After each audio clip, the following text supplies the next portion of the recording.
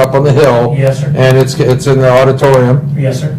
also known as the ballroom. There you go. Dave named it the auditorium, it just sounded better. But it's a nice place. I wanted to comment. Yeah. This is a nice event. Yeah. This is a smaller facility, so every seat in the house is like front row. Everything, you can hear everything, you can see everything. It's a nice event. How many, I highly recommend people to go see these things. When you go sit up in the stadium, it's not the same. This is like you're part of the fight. Yeah, you get sweat. Yeah, you get sweat on Taste the you. blood. Yeah. Well, Good people that want to buy those ringside Yeah, seats. I always They like think- the blood. I think this is an exciting event. This is a good one there to go see. how many fights do you usually have on the card out there? Usually we have 11 to 12, Okay. and That's a good night of fighting. It's a good night of fighting, and we keep it moving so people aren't there all night. You know, Sure. We have a lot of excitement in the room, keep it going, giveaways, T-shirts, and Now, what, is that a keychains. Friday or a Saturday? It's a Saturday night, Oh, okay, great. What time do you start up? 7 p.m. So it starts a little earlier Yeah. than some of the Friday night shows, so you're not out That's too late. nice. You guys keep. Who else is fighting on? Anybody else that I know? We have, most of the other guys that are on there are exciting, they're new. We've got about five new gyms fighting on this card, so, and they all come from reputable karate martial arts schools. Good. So usually there, you get to see a lot of good stand-up along with the ground stuff, so. Even in the MMA matches, so. Okay, so most of the rest of them are going to be MMA. How many Muay Thai? I think I only have 4 Muay Thai this time. We Okay. have 2 ladies matches. Oh. Our new Nice. ladies matches, K1 and Muay Thai, and we have a young junior match, an exciting young girl, Sarah Kane, that you saw last time. Okay. Fighting a real strong opponent. They're very level playing fields, and this should be very exciting. Nice. And I think these are going to be future MMA fight young ladies that are going to be fighting MMA. Very good. Well, what a matchup. I mean, I love Muay Thai fights, and I like the ladies fighting. To have both of them, I mean, that's a pretty good card. I mean, and to have 2 of them, Oh, yes. I mean, come on, that's pretty good. That's a good night of fighting. Now, what kind of support are you going to have out there for yourself? You got a pretty big corner? Right now I'm just having Buddy Rogers from Benny's 21st and Davey Kyle. That's another good champion. Yeah, yeah, But yeah, they're gonna be my cornermen for the night. But yeah. Now, where's your home base? Where are you hometown out of? Pacific, Missouri. Okay, so you're close. You're gonna have a lot of. You're a local boy for that area, aren't you? Yeah. Yeah. So, Hundreds of people coming in. Right, Hundreds of people. hundreds of tickets sold. Good for you. Now, what are your plans from here? How often are you trying to fight this next year or so? As often as possible. I'm planning on going trying the nationals out for kickboxing this year. Gonna go down to Orlando, Florida, and I don't know. I'm gonna try to do some more MMA. Good. So you try to get 3-4 fights a year, then, or 5 or 6? Or? I've been fighting almost at least once a month lately, but Okay. now I'm just trying to slow it down and work on the training. Jim, what do you think about that? Is once a month, as long as you don't get injured and you're staying in shape? Yeah, injuries are where it's at. If Right. you're not injured, why not continue? Well, that's what I don't understand. Guys aren't injured and they put it off for 3 or 4 months. You're not building any momentum that way. Oh, yeah. I think if you're not fighting once a month, you're missing the boat. Because And this there's is a plenty of small opportunity window around to go through. This area, Oh, yeah. As you promote a lot of different sanctioning bodies, you know how many things are going on. Well, if you get injured, you need a time to rest it. Yeah. But if you're not injured, I mean, some of these fights last 30 seconds, they last a minute. Yeah. Well, you're damn well ready to fight again next week. And you should, I think. I think that people are missing the boat by dragging these things out and go, I want to fight this perfect. What are you talking about? Fight whoever that wants to fight you. Right. I mean, I think that's great that you're doing it that way there. And then you don't worry. I mean, I see people so worked up on who they're going to fight and everything else, they're almost sick to their stomach, Yeah. worried about Yeah. this person. Just Yeah. take the fight. I don't even tell them who they are until the week before because Right. it could change 3 times and they act like they changed their game. At this level, you don't change your game much. No. Right. It's not like you got 3 different games to play Right, and everything right, else. You got 1 game, and let's try to do that one. Yeah. Well, I think that's great. I think you got the right idea, and that's what you should I'm do. trying to work more on training now. I've been sparring a lot more down at 21st Century. And, Well, that's what they do. yeah, it's pretty much a fight in there too. Whenever you're in there sparring, so Yeah, anybody that knows 21st century, you have tougher fights in the gym than you do typically in the cage. So. Right, that's what they try to Tough do. fighters, tough kids. Well, I mean, it's like you give up something. I think a lot of times if you're just sparring all the time, you're not working on your technique.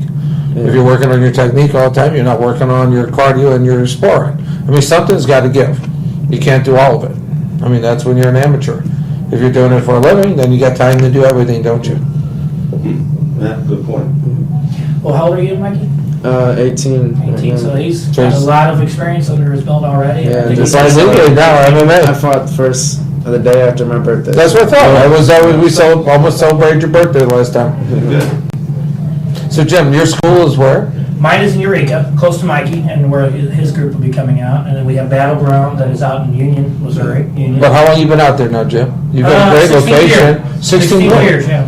And you've Small got- town, but it's, we got a big support group. Well, out these there. days, that's just a suburb of St. Louis. It's Oh, a yeah. perfect place to be, right off the 16 highway. years ago, you didn't think that, though. I mean, you were Yeah. out there by yourself for a while, probably. And all of my people said, why are you going to? Right. 16 years ago, the only thing out there was 6 Well, months. I had a extra house on the lake out there, Lake Tisham.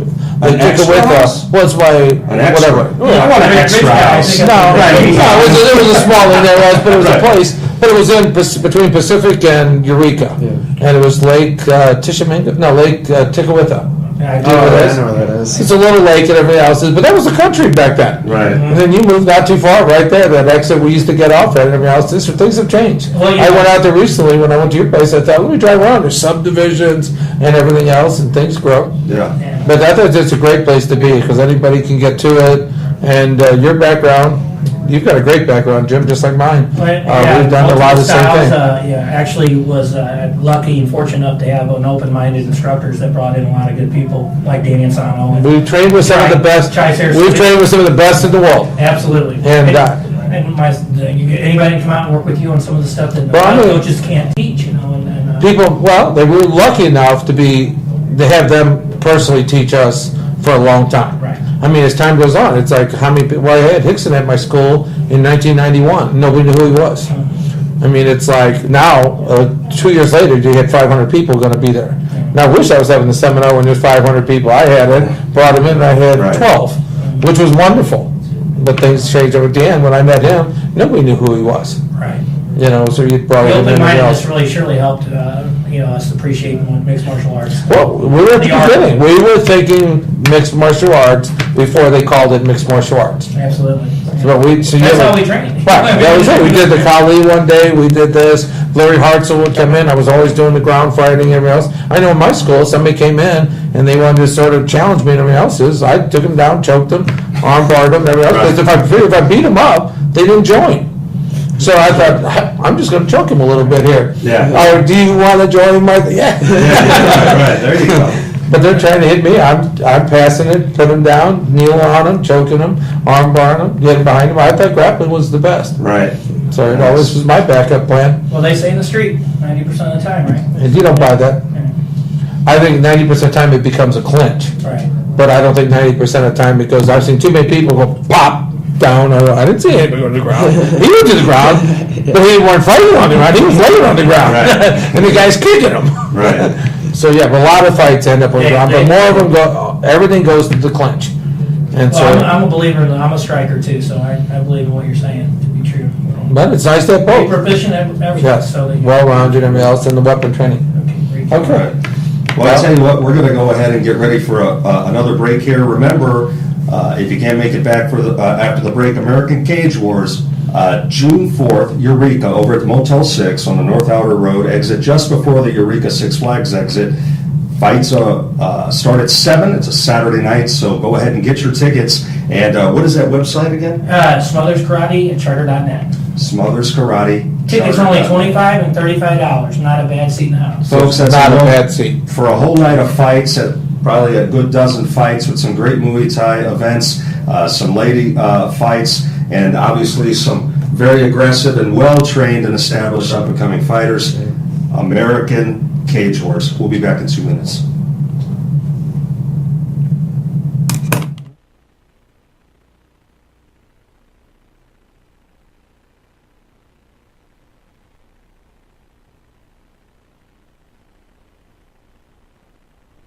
But it's made of all the things I have today. Jesus never ends. Was his way inside?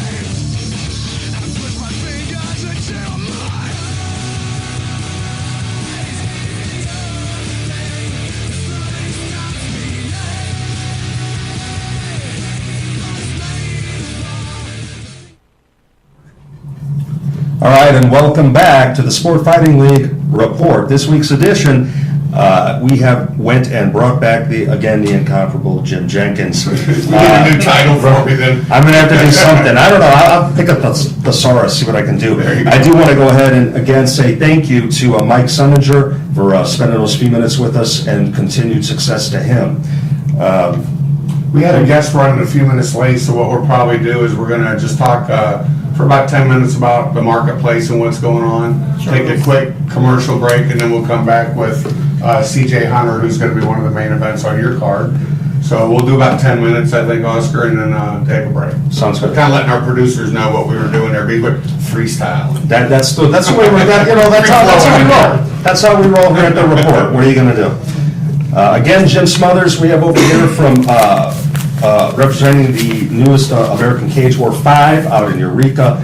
Going to go ahead and help us discuss what's going on today. Yeah, I got to talk about Jim for a minute too. Jim's was a world champion kickboxer. And kickboxing in the 80s and 90s was still going on fairly strong in this marketplace, at least. I was putting on a lot of events, and I'm trying to think. Thomas Downing is who you beat for the title. Yeah, for the world championship. Thomas Yeah. Downing from Canada was the Yeah. number one ranked guy. We had a world champion Super pass kick. away. Right, super kicks, yeah. I remember. Yeah. Good fighter, yeah. Good tough fight. He won 12 rounds. Won 12 rounds. That's in a the world. different game. Wow. You know. And when was this? How many This rounds? is 2000. We won the title. Really? Yeah. 12 rounds? 100 rounds. See, now you forget that used to be, The norm. they were like boxing. These were, They were right? action Yeah. packed. You had the minimal amount of kicks you had to get in. You had to stay busy. Right. And Thomas was a tough dude from Canada. He comes straight forward. So unfortunately, I ripped my bicep muscles 2 weeks before that. So I lost my right arm, which I fight with as a league. And so it was interesting, So, but it was a hell of an entertaining fight. We had a lot of good spots in it, I think. So You went undefeated too. yes, 14 championship matches that I had all in all. Nice. What do you think? What do you think it'd be like now if you were starting out? You were 20 years old and still had the kickboxing. Would you be jumping into this for sure? Absolutely. Hey. Me and Jay Bull. Right. There you go. I still want to get again. I'm getting pretty healthy again, and every day I think, I'm coming back. I'm Do getting me a some favor, more solid. just because of how I know that. We have to take you to another state to fight. Because last time somebody over the age of 45 tried to fight, it seemed like that seems to be an ongoing story right now. Right. So that's one of the reasons that, and we're going to talk a little bit about the marketplace, but that's one of the things that we could talk about is should the state come in and take over amateur MMA or not? I mean, that's an ongoing thing every year. There is concerns for safety and those kind of things, but Jay, I know you deal with a lot of sanctioning bodies. We deal with BMF, Bout Management Federation, but I've dealt with several of the other good organizations out there. And in Missouri right now, you can't do an amateur show without going through one of these sanctioning bodies that are approved by the state. If you do a professional show, then the state has to be there for that.